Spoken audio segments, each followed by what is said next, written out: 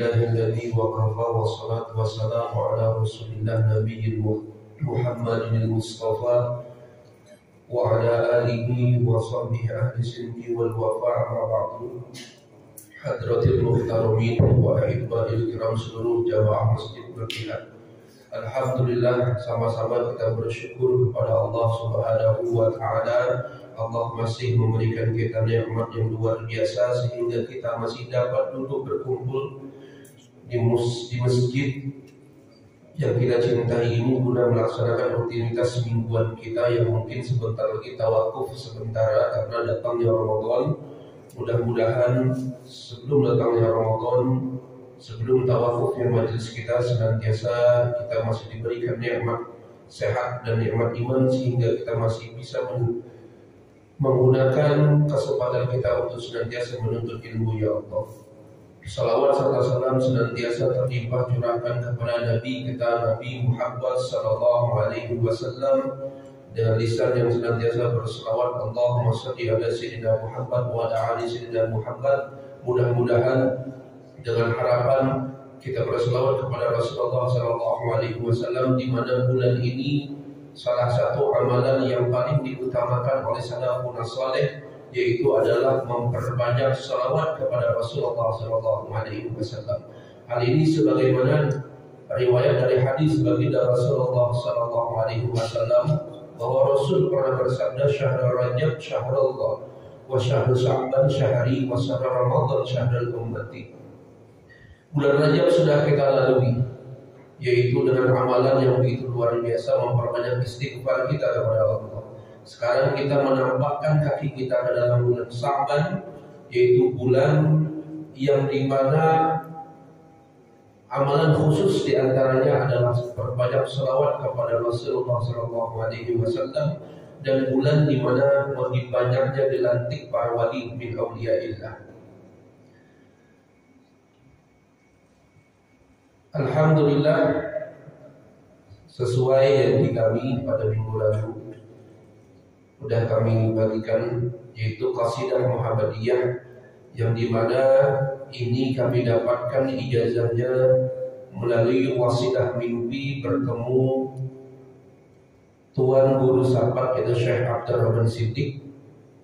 Kita ulas kembali, yaitu pada tanggal 6, 7, 8 Januari 2023 tiga malam berturut-turut kami memimpikan beliau sehingga beliau memberikan ijazah qasidah Muhammadiyah ini di mimpi terakhir kami, yang dimana beliau berkata, nak, kalau hendak mulai majlis maka bukalah majlis tersebut dengan qasidah Muhammadiyah agar nur baginda Rasulullah hadir di tengah-tengahnya sehingga seluruh yang hadir dalam majlis tersebut mendapatkan keberkahan dari nur baginda Muhammad sallallahu alaihi wasallam. Di lembaran tersebut ada dua. Pertama, ini memang yang menjadi amalan rutinitas kami, yaitu qasidah Muhammadiyah. Yang di bawahnya itu adalah salawat busyra. Mungkin belum tahu banyak, ada atau sebagian sudah tahu tentang salawat busyra. Ini salawat busyra kalau boleh kami cerita sedikit, yaitu pada tahun 2016 salah satu guru kami bermimpi bertemu Nabi Muhammad sallallahu alaihi wasallam. Beliau bermimpi ketemu Nabi kita Muhammad sallallahu alaihi wasallam, maka Rasulullah sallallahu alaihi wasallam mengijazahkan atau memberikan salawat busyra ini kepada salah satu guru kami. Beliau Rasul sallallahu alaihi wasallam langsung bersabda, berkata kepada guru kami tersebut, barang siapa yang membaca salawat busyra ini sebanyak 41 kali ba'da salat subuh, maka sama fadilahnya seperti ia membaca surah Yasin sebanyak 41 kali untuk qabul hajatnya. Yang kedua, untuk keberkahan umurnya. Yang ketiga, mempermudah rizkinya. Yang keempat, yaitu untuk bertemu Nabi Muhammad sallallahu alaihi wasallam. Dan yang terakhir, untuk hajat apapun maka lazimkan, kata Nabi Muhammad, bacalah salawat busyra. Jadi salawat busyra ini sumbernya langsung dari Nabi kita Muhammad sallallahu alaihi wasallam. melalui salah satu guru kami. Nanti insya Allah kita syairkan, kita lantunkan satu kali balik selawat busyra. Untuk sebelum memulai majelis pengajian kita ambil berkah dari Syekh Abdurrahman Siddiq, Tuan Guru Sapat, yang mengijazahkan selawat qasidah Muhammadiyah kepada kami. Walaupun dalam mimpi kami sudah memastikan hal ini tersebut kepada salah satu zuriat beliau. Jadi saya cerita kepada salah satu zuriat beliau. Pertama waktu ziarah ke Sapat, yang kedua kepada Guru Nata. Saya cerita kepada beliau bahwa saya disuruh untuk melazimkan salawat qasidah Muhammadiyah ini. Bagaimana Guru? Langsung alhamdulillah kehadiran binikmah Duriat daripada Syekh Abdurrahman Siddiq, Tuan Guru Sahabat, berkata, antum sudah diijazahkan selawat tersebut dan antum sudah diaku sebagai murid, dan mudah-mudahan kita yang membaca selawat qasidah Muhammadiyah mendapatkan keberkahan dari Rasulullah, dan setidaknya kita diaku murid oleh Tuan Guru Sahabat itu Syekh Abdurrahman Siddiq. Inna Allah wa malaikatahu yusalluna 'alan nabi ya ayyuhalladzina amanu sallu 'alaihi wa sallimu taslima. Nadanya bisa digampang diikuti. Ini nada yang kita lazimkan sendiri. Bismillahirrahmanirrahim. Sama-sama kita baca. Ya Rabbi bil Mustafa balligh wa qasidana wa firlana wa ya wasi'al karami ya Rabbi bil Mustafa balligh maqasidana waghfir lana ma ya wasi'al karami Muhammadun ashraful arabi wal ajami Muhammadun khairu man yamshi ala qadami Muhammadun asitul ma'rufi jami'uhu Muhammadun sahibul ihsani wal karami Muhammadun tajur lillahi qatibatan Muhammadun sadiqul aqwali wal kalimi Muhammadun sabitul mizaqi hafizuhu Muhammadun tayyibul akhlaqi wa syiyami Muhammadun ruwiyat bin nuri dinatuhu Muhammadun lam yazal nuran minal hinami Muhammadun hakimun bil adli dhu syarafi Muhammadun ma'adinul in'ami wal hikami Muhammadun khairul khalqillahi min mudari Muhammadun khairul rusulillahi kullihim Muhammadun dinuhu haqqun nadinu bihi Muhammadun mujbilan haqqan ala adami Muhammadun dhikruhu ruhun li anfusina Muhammadun syukruhu fardun ala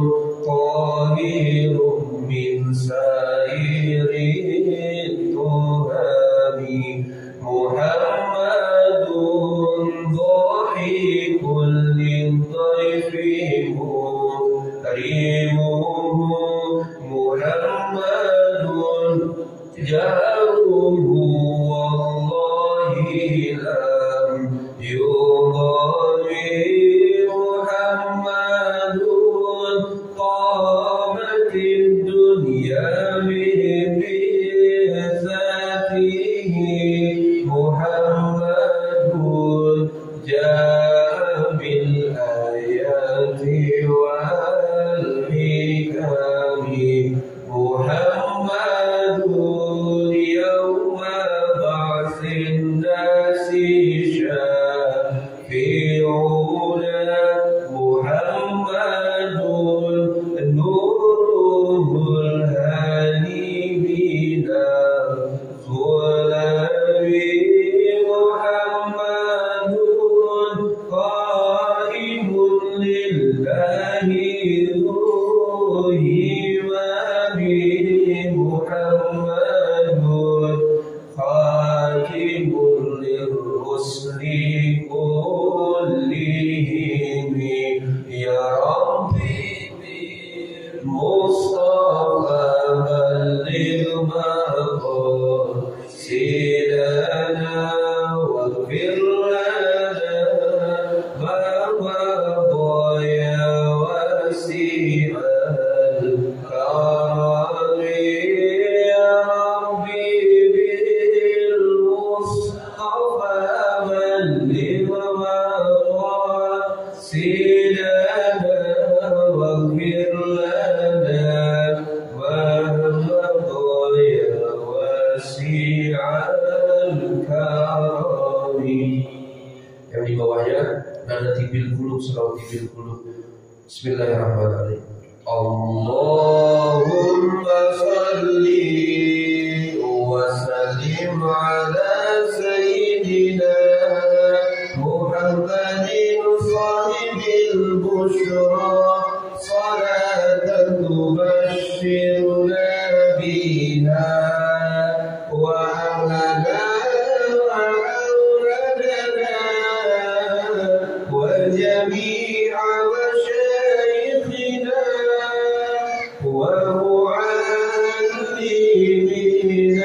وطالبتنا وطالبتنا من يومنا هذا إلى يوم الآخرة. Kurang lebih seperti itu nadanya. Kalau kita artikan Allahumma sholli wa sallim ya Allah ya Tuhan kami, sampaikan salawat serta salam ala Sayyidina Muhammadin, kepada Sayyidina junjungan Nabi kami yaitu Muhammad sallallahu alaihi wasallam, sahibil busyra, yaitu Nabi kita Muhammad itu adalah sumber daripada kabar gembira. Salatan tubashshiruna biha, maka kami bersolawat, memulai solawat busyra ini ya Allah, tubashshiruna biha, maka berikanlah kami kabar gembira. Wa ahlana, kepada keluarga-keluarga kami, wa auladana, kepada anak keturunan kami, wa jami'a masyayikhina, kepada seluruh masyayikh kami, wa muallimina, kepada seluruh guru-guru kami, wa talabatana wa talibatina, kepada seluruh murid-murid kami baik laki-laki maupun perempuan, min yaumina hada, dari hari ini kami membaca salawat busyra ini ya Allah, berikanlah kami kabar gembira ila yaumil akhirah, sampai hari akhir, sampai hari kiamat. Itu salah satu salawat busyra yang bersumber langsung dari Rasulullah SAW, boleh diamalkan, yaitu 41 kali ba'da salat subuh. Gimana Ustaz kalau misalkan setelah ba'da salat subuh tidak bisa?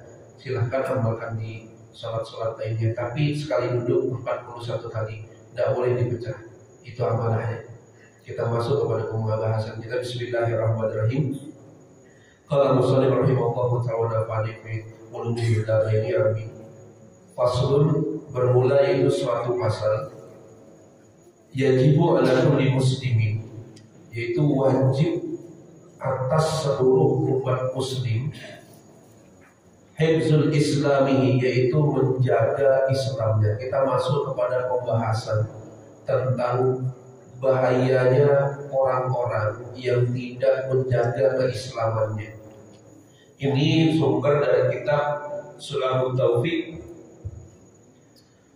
Yajibu ala kulli muslimin hifzul islami, yaitu diwajibkan kepada seluruh umat muslim untuk menjaga Islamnya, wa sawnuhu amma tusiku, dari segala macam perkara yang merusak keislamannya, wa yaqtuluhu, dan perkara yang membatalkan keislamannya, wa yaqta'uhu, dan segala macam perkara yang memutus keislamannya, wa huwa riddatu, yaitu adalah murtad kepada Allah. Jadi kita sebagai umat muslim dianjurkan oleh seluruh alim ulama kita, salafun salih kita, bahkan Rasulullah SAW, untuk menjaga pengokohan keislaman kita. Ini kitab mungkin dibuat kurang lebih beberapa ratus tahun yang lalu, atau beberapa tahun yang berapa puluh tahun atau ratus tahun yang lalu, bahwa di sana sudah ada indikasi orang-orang yang tidak mengokohkan keislaman dia. Apalagi kita umat yang di akhir zaman. Maka kitab-kitab ini, kitab-kitab Ahlus Sunnah wal Jamaah ini menjadi pegangan rujukan kita, bahwa kita harus benar-benar menjaga keislaman kita dari segala macam bentuk yang nantinya akan menghancurkan Islam tersebut, ataupun yang membatalkan keislaman kita, atau bahkan yang memutuskan keislaman kita. Jangan salah Bapak dan Ibu, sekarang ini ada orang-orang yang berkedok Islam tapi tujuannya menghancurkan Islam. Ini yang harus kita kokohkan untuk zaman sekarang. Karena begitu banyak orang-orang yang tanpa sadar, bahkan di sini dijelaskan, wa qad kathura fi hadhihi zaman at-tasahul, yaitu begitu banyak yang terjadi pada zaman ini. Kalau penmusannif kitab ini mengatakan, anggaplah 100 tahun yang lalu, beliau langsung berkata, wa qad kathura fi hadhihi zaman, sudah begitu banyak orang pada zaman ini, yaitu atasahalu fil kalami, yaitu sembarangan dalam mengucapkan kalimat-kalimat atau kata-kata, hatta alfazu takhrujuhum anil Islam, sehingga hatta yakhruju min ba'dihim alfazu takhrujuhum anil Islam, sehingga dari kalimatnya itu tanpa sadar dia itu sedang keluar dari agama Islam. Jadi kalimat yang keluar dari lisannya itu spontan mengeluarkan dia dari Islamnya. Jadi begitu banyak orang-orang pada zaman dulu, apalagi zaman sekarang, asal dalam berkata, sembrono dalam berkata, tapi dia tidak sadar kalau perkataannya itu mengarah kepada murtad, mengarah kepada membatalkan Islamnya atau menghancurkan Islamnya.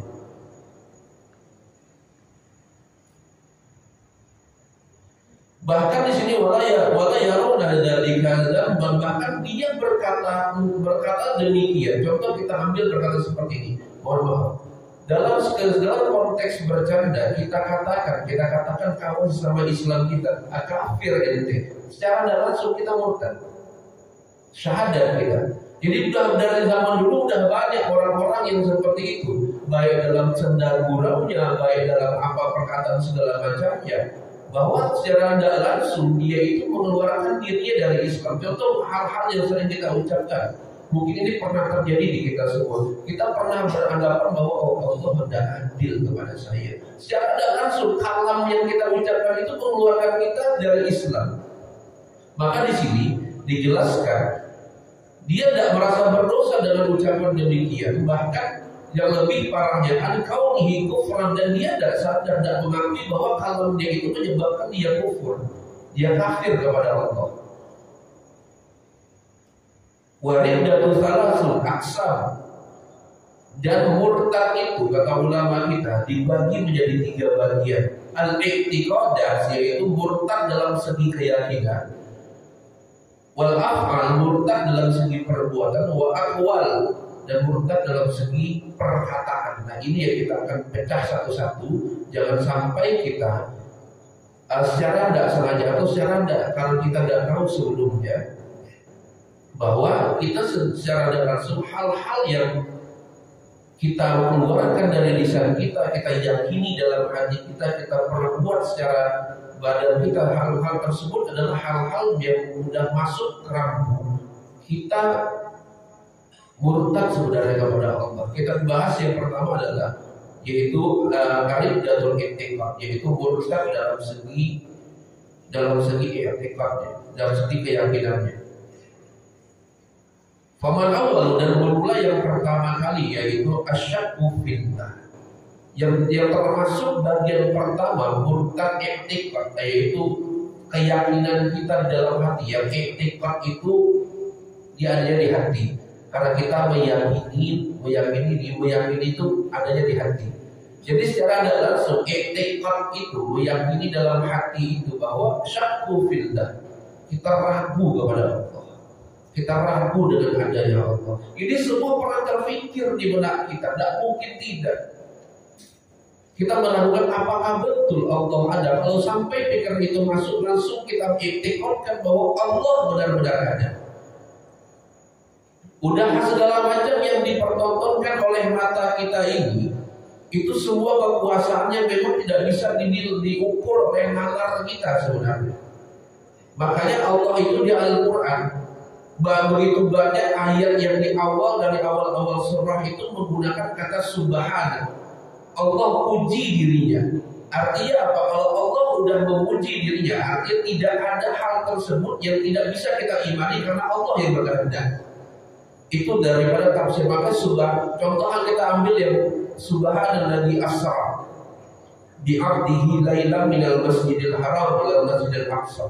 Allah mulai subhanalladzi, Allah memulai dengan segala sesuatu itu memuji dirinya. Maha suci, kalau bahasa kita aja, maha suci aku yang memperjalankan Muhammad pada malam hari dari Masjidil Haram sampai Masjidil Aqsa. Allah akui dirinya.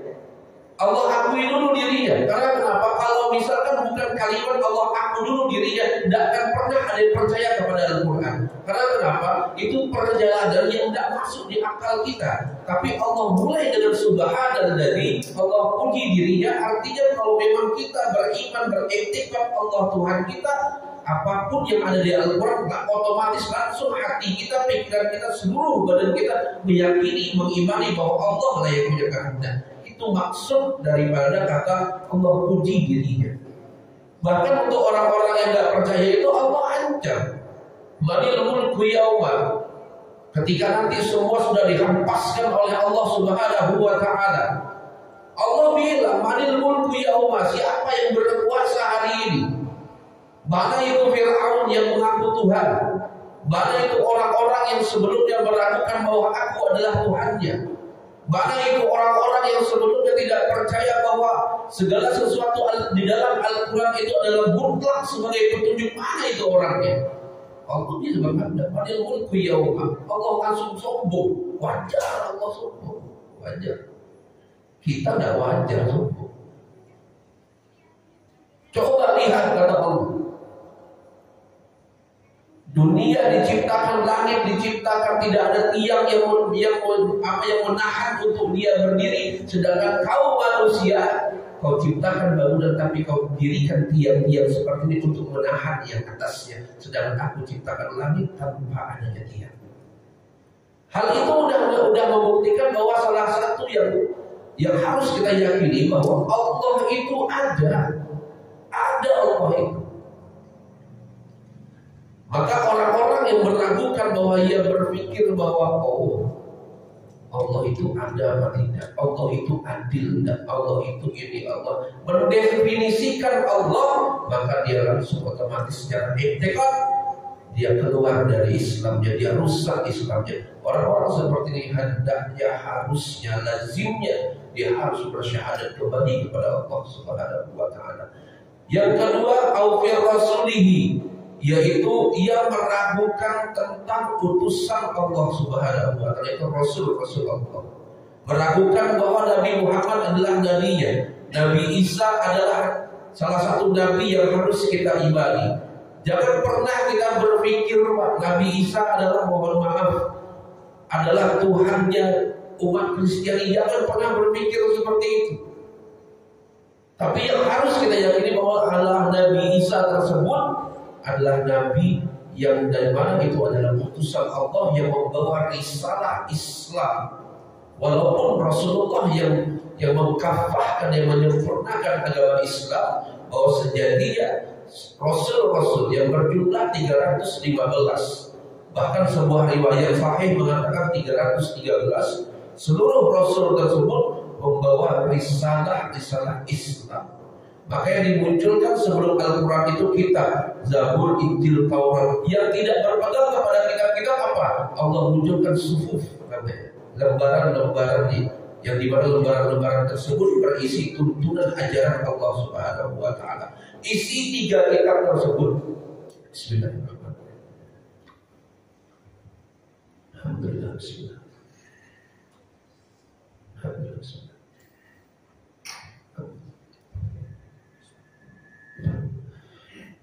Isi dari 3 kitab, Injil, Taurat, Zabur, dan kurang lebih ada 60 suhuf di antara nabi-nabi terdahulu, itu disempurnakan, semuanya ada di Al-Quran. Makanya di dalam surah Al-Baqarah itu langsung digambarkan oleh Allah, hudal lil muttaqin. Alif lam mim dzalikal kitabul la raiba fihi hudal lil muttaqin. Tidak ada keraguan sedikit pun dari kitab Al-Quran ini. Yang tugasnya, yang sumbernya, yang patokannya adalah ini petunjuk bagi orang-orang Islam, petunjuk bagi orang-orang yang bertakwa. Maka jangan pernah sedikit pun kita meragukan Rasulullah. Rasul Allah itu bujur juga ada. Jangan sampai begitu.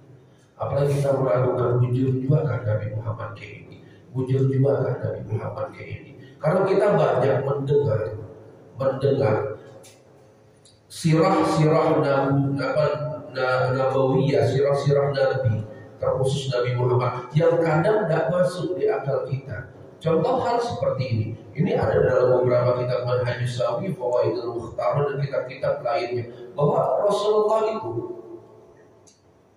ketika usia sebesar anak-anak kita, Rasulullah itu main sama-sama dengan sebayanya. Rasul main sama-sama dengan sebayanya. Kalau ibaratnya yang anak-anak lain mainnya mobil-mobilan, Rasul mainnya bulan. Rasul gerakan bulan ke sini, ikut bulan ke sini. Rasul gerakan bulan ke sini, ikut bulan ke sini. Itu salah satu mukjizat Nabi Muhammad ketika kecil. Nah, masuk di akal kita? Enggak. Tapi wajib kita percaya. Itulah yang namanya iman. Wajib kita percaya. Atau Rasulullah membelah bulan, atau banyaklah mukjizat-mukjizat Rasulullah dan lainnya. Itu wajib kita percaya tanpa kita harus bertanya, wujudkah kayak itu? Jangan sampai muncul kayak itu. Kalau sampai muncul pertanyaan itu, cepat-cepat kita beristighfar, cepat-cepat kita minta ampun kepada Allah dan bersyahadat kembali. Khawatir hati kita dibimbing atau disusupi oleh syaitan sehingga muncul pertanyaan-pertanyaan yang sebenarnya pertanyaan itu menjebak keislaman dan keimanan kita. Nauzubillahi min dzalik. Yang ketiga adalah al-fil Quran, yaitu meragukan kebenaran daripada Al-Quran. Dan ini yang tidak diperbolehkan sebenarnya, meragukan. Bahkan ada sebuah, ya Allah, nauzubillahi min dzalik, mudah-mudahan kita tidak termasuk seperti itu. Bahkan ada salah seorang yang berkata bahwa Al-Quran itu sebenarnya tidak betul semua. Karena Al-Quran itu adalah menceritakan kejadian-kejadian yang sudah lalu. Sudah ada orang yang berpendapat seperti itu, Pak Ibu. Hati-hati yang berpendapat seperti itu. Karena kenapa? Ini salah satu prediksi Nabi Muhammad SAW, bahwa di mana umatnya di akhir zaman itu akan lebih mengutamakan logika daripada hatinya. Itu terjadi pada zaman sekarang. Di mana orang-orang ini lebih mementingkan logikanya. Dia mainkan logikanya sehingga agama dia logikakan pula, semua dia logikakan, maka muncullah ateis. Dan muncul pula yang itu dia tidak beragama, tapi dia mempercayai agama, tapi dia tidak mau beragama. Nah, ini yang hati-hati seperti ini. Karena kalau sudah kita, iman kita, keyakinan kita, Islam kita disusupi yang pertama kali adalah logika kita yang main, maka siap-siap fasad iman kita.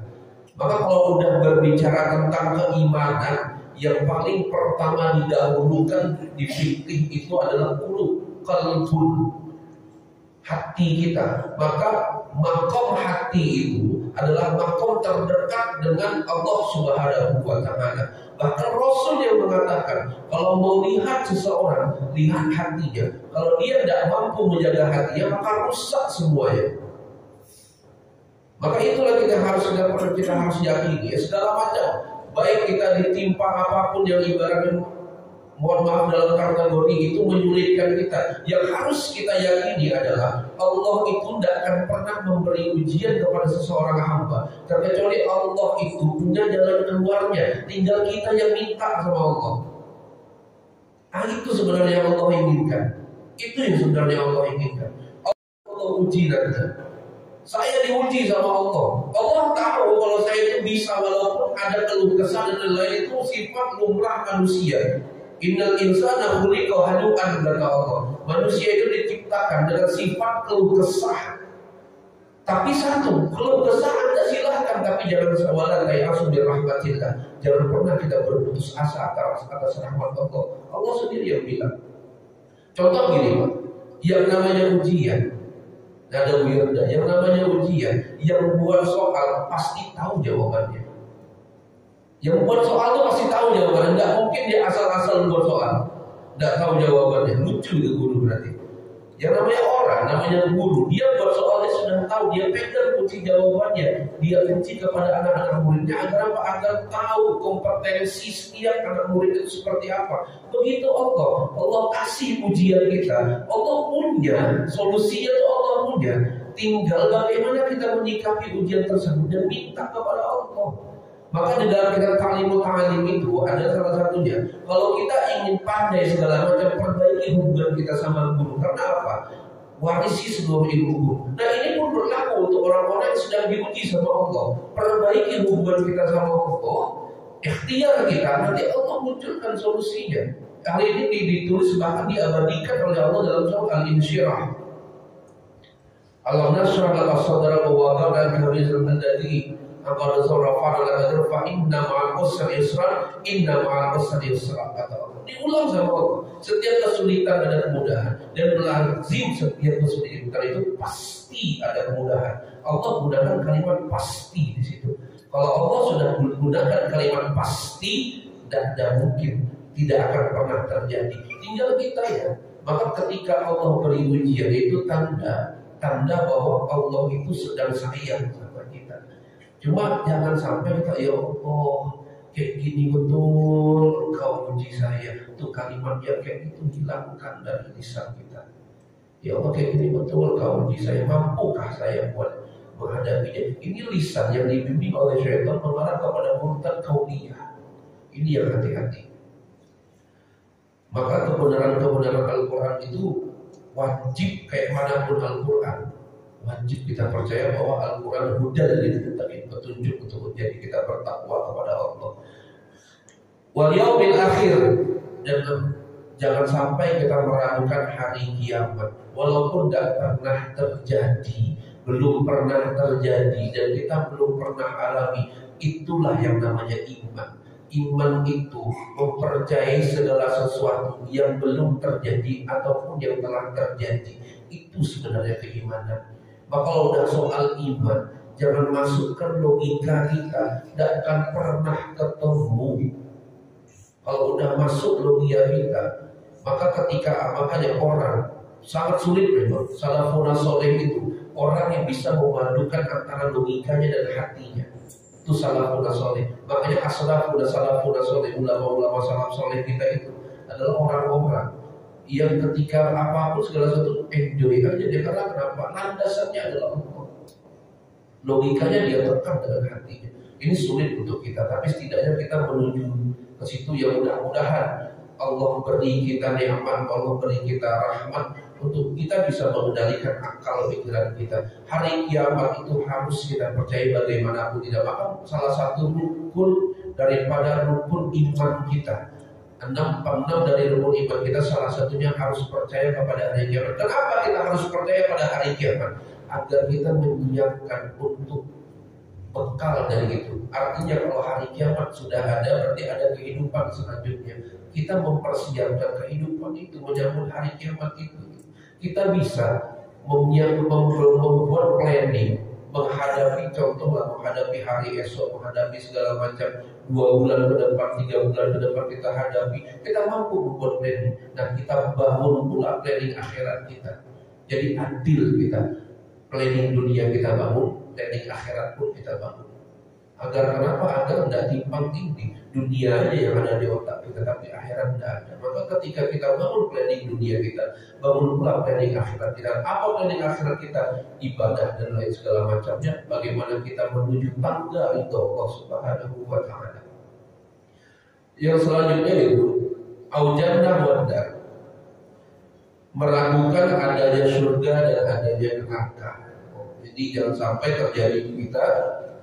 Kalau orang yang sudah meragukan surga dan meragukan neraka, maka orang tersebut secara tidak langsung merusak keimanannya dan merusak Islamnya sendiri. Bahkan yang zaman sekarang ada pula yang berkata, itu Islam itu agama fantasi, surga, neraka, dan itu orang-orang seperti itu adalah orang-orang yang mengedepankan logikanya daripada keimanannya. Banyak yang seperti itu, apalagi di Jawa sana. Banyak yang mengatakan jangan sampai apa itu surga neraka fantasi itu. Allah, kalau itu fantasi, tidak mungkin Rasul masuk ke sana, tidak mungkin Rasul melihat semuanya. Bahkan digambarkan sama Rasulullah di surga itu seperti apa, digambarkan neraka itu seperti apa. Buktinya apa? Lihat surah Ar-Rahman. Ar-Rahman itu adalah gambaran indahnya surga. Digambarkan oleh Rasulullah karena Rasul sudah masuk ke sana. Kok bisa Rasul masuk ke surga, bisa melihat neraka, bisa ke sini? Karena hal itu diciptakan untuk Rasulullah SAW sebenarnya. Kita ini numpang, bahasa kasarnya kita ini numpang di bumi yang khusus diciptakan untuk Nabi Muhammad sebenarnya. Maka dalam kitab Simtud Darar itu ada wa ya Jabir innallaha qabla asyamidu likan nabiyina Muhammad sallallahu alaihi wasallam biduri. Jadi segala macam sesuatu sebelum Allah ciptakan sesuatu, itu yang paling pertama kali Allah ciptakan adalah nur Nabi Muhammad sallallahu alaihi wasallam. Dan landasan Allah menciptakan langit, bumi, surga, neraka dan alam-alam lainnya. Landasannya karena apa? Agar menjadi untuk Nur Muhammad, untuk kekasihnya. Maka landasan Allah menciptakan segala macam sesuatu itu bermula dari Allah menciptakan Nur Nabi Muhammad SAW. Maka yang bisa dikatakan oleh guru-guru kami, kita sebenarnya hidup numpang di bumi yang diciptakan untuk Nabi Muhammad. Yang namanya numpang sadar diri. Sadar diri, jangan kita petantang-petenteng melegal sana sini berbuat dosa segala macam. Padahal hadirnya kita ini ke dunia tidak lain bukan sebagai salah satu pengikut Nabi Muhammad. Jadi itu yang harus kita bangun kesadaran kita. Kalau hendak kita bermaksiat kepada Allah Subhanahu wa Ta'ala, langsung tekan hati kita.